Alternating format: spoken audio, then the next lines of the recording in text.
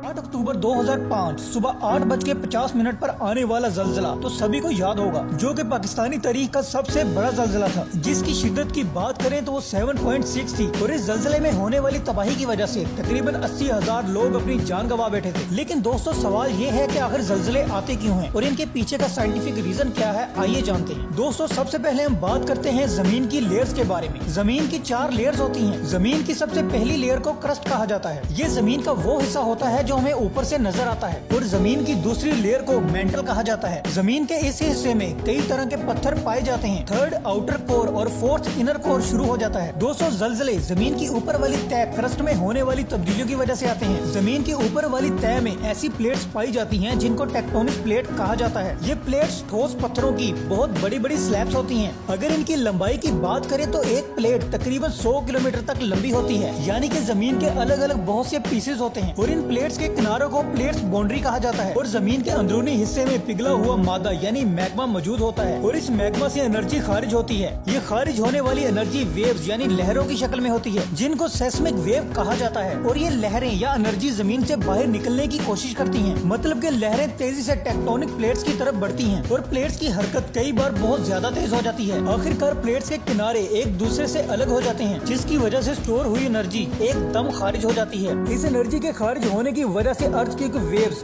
यानी जल्जले की लहरें पैदा होती हैं। और कभी कभी ये एनर्जी इतनी ज्यादा तादाद में रिलीज होती है जिससे हमें जल्जले की शिद्दत ज्यादा महसूस होती है। दोस्तों, जल्जले सिर्फ अर्थ पे नहीं बल्कि बाकी सियारों पे भी आते हैं। जैसे अगर अर्थ पे जल्जला आता है तो उसे अर्थक्वेक्स कहा जाता है। वैसे ही अगर मार्स पे जल्जला आएगा तो उसे मार्सक्वेक कहा जाएगा। और हर रोज तकरीबन पूरी दुनिया में 55 जल्जले आते हैं और साल में तकरीबन 20,000 तक। दोस्तों, चांद पे भी जल्जले आते हैं और उसके पीछे का रीजन हमारी जमीन की ग्रेविटी है, जिसकी वजह से चांद पे जल्जले आते हैं।